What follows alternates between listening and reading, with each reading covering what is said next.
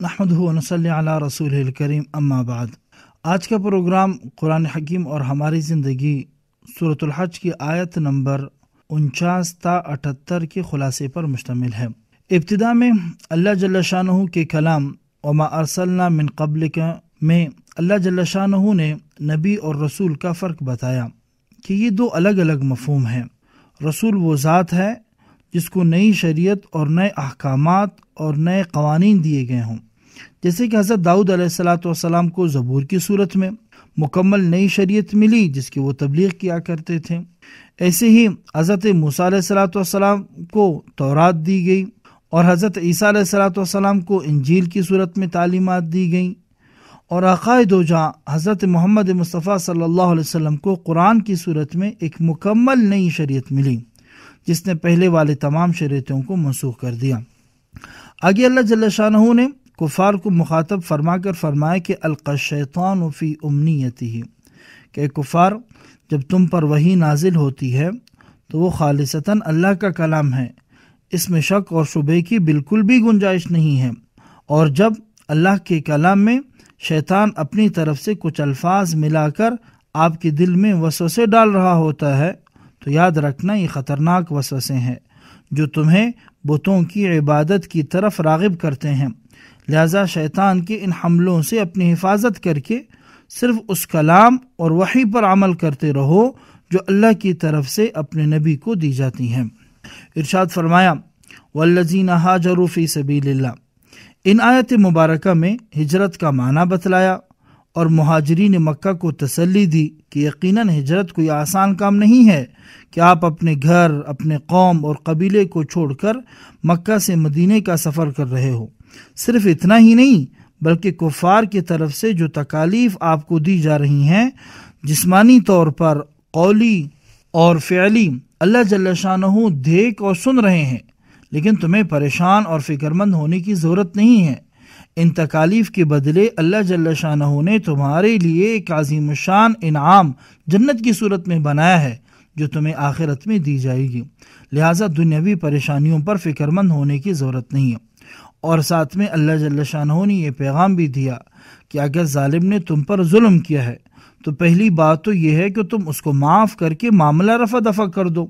اس کے بدلے اللہ جل شانہ تمہیں تمہارے اس عمل کا اجر عطا فرمائیں گے۔ لیکن اگر تم بدلہ لینا چاہتے ہو تو تمہیں اس کا بھی اختیار ہے، تم بدلہ لو، اور اگر بدلہ لینے کے بعد ظالم ظلم سے نہیں روکا اور پھر ظلم کیا تو تمہیں گھبرانے کی ضرورت نہیں ہے، بلکہ اس کے بعد بھی اللہ جل شانہ تمہاری مدد اور نصرت فرمائیں گے۔ آگے اللہ جل شانہ نے کفار کے ایک سوال کا جواب بیان فرمایا کہ کفار یہ سوال کرتے ہیں کہ تمہارا عجیب مذہب ہے کہ جس جانور کو تم اپنے ہاتھوں سے ذبح کرتے ہو اور مارتے ہو تو تم کہتے ہو کہ یہ جانور حلال ہے اور بڑے مزے سے اس کا گوشت استعمال کرتے ہو، لیکن اگر یہی جانور خود مر جاتا ہے تو تم کہتے ہو کہ اب یہ جانور حرام ہو چکا ہے، اس کے کسی حصے کا کھانا درست نہیں ہے۔ اللہ جل شانہ نے ان کے اس سوال کے جواب میں ارشاد فرمایا کہ لوگوں کے ہدایت اور رہنمائی کے لیے جتنے رسول اور نبی بھیجے ہیں انہوں نے اللہ کے حکم سے اپنی امتوں کو طریقہ عبادت سکھایا۔ اب آپ صلی اللہ علیہ وسلم کے یہ فرمانا کہ جانوروں کو اس انداز میں ذبح کرو تو حلال اور اگر خود مر جائیں تو حرام، یہ حکم بذریعہ وحی اللہ کی طرف سے آپ کو ملا ہے، اپنی طرف سے نہیں بنایا۔ مقصد صرف یہ ہے کہ جو بھی عبادت ہو وہ صرف اللہ کے لیے ہوتی ہے، لہٰذا جب مقصد اللہ کی رضامندی اور خوشنودی ہے تو پھر ہمیں کسی بھی اختلاف کا کوئی حق نہیں ہے۔ آگے ارشاد فرمایا کہ یہ کفار جو اللہ کو چھوڑ کر جن بتوں کی پرستش اور بندگی کرتے ہیں، نہ تو اللہ نے اس کے لیے کوئی دلیل اور نشانی بھیجی ہے اور نہ ہی ان کے پاس اس عمل قبیح پر کوئی علمی دلیل ہے، اور جب انہیں کہا جاتا ہے کہ اس عمل قبیح سے باز آ جاؤ تو ان کے تیور تبدیل ہو جاتے ہیں اور اپنے سمجھانے والے کو مارنے اور تکلیف دینے کی کوشش کرتے ہیں۔ مزید انہیں سمجھانے کے لیے اللہ جل شانہ نے انہیں مکھی کی مثال کے ذریعے سے سمجھایا کہ دیکھو کہ تمہارے بت جن کو تم خدا سمجھتے ہو، جب تم ان کے سامنے میٹھی چیزیں رکھتے ہوں اور کوئی مکھی آ کر اس مٹھائی پر بیٹھ جائے تو ان بتوں میں اتنی طاقت نہیں کہ وہ اپنی چیزوں سے ایک کمزور مکھی کو اڑا سکیں، تو تم کیا سمجھتے ہو کہ بت تمہیں اتنی بڑی جہنم کی آگ سے بچا سکیں گے؟ ارشاد فرمایا کہ اللہ جل شانہ اپنے اختیار سے جس کو جیسا کام دینا چاہیں دے دیتے ہیں، جیسے آپ کے 4 مقرب فرشتے حضرت جبرائیل جن کا کام اللہ کا پیغام انبیاء کے پاس لانا تھا، حضرت میکائیل جن کی ذمہ داری لوگوں تک بارش اور روزی پہنچانا ہے، حضرت اسرافیل جن کی ذمہ قیامت کے دن سور پھونکنا ہے، حضرت اسرائیل جن کی ذمہ داری جانداروں کی روح قبض کرنا ہے۔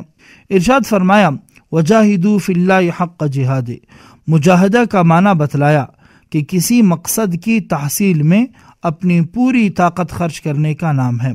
اور بعض مفسرین نے فرمایا کہ مشقت برداشت کرنے کے معنی میں بھی آتا ہے، اور بعض حضرات کا یہ فرمانا ہے کہ پورا اخلاص اللہ کے لیے ہونا، جس میں کسی دنیاوی نام و نمود یا مال غنیمت کی طمع و لالچ کا شائبہ نہ ہو۔ ارشاد فرمایا اللہ جل شانہ نے دین کے معاملے میں تم پر کوئی تنگی نہیں رکھی ہے، مطلب یہ کہ دین میں ایسا کوئی گناہ نہیں جو توبہ سے معاف نہ ہوتا ہو۔ اور بعض حضرات کا یہ فرمانا ہے کہ دین کی تنگی سے مراد یہ ہے کہ پچھلی امتوں پر جو سخت احکامات تھے وہ امت محمدیہ کو نہیں دیے گئے ہیں۔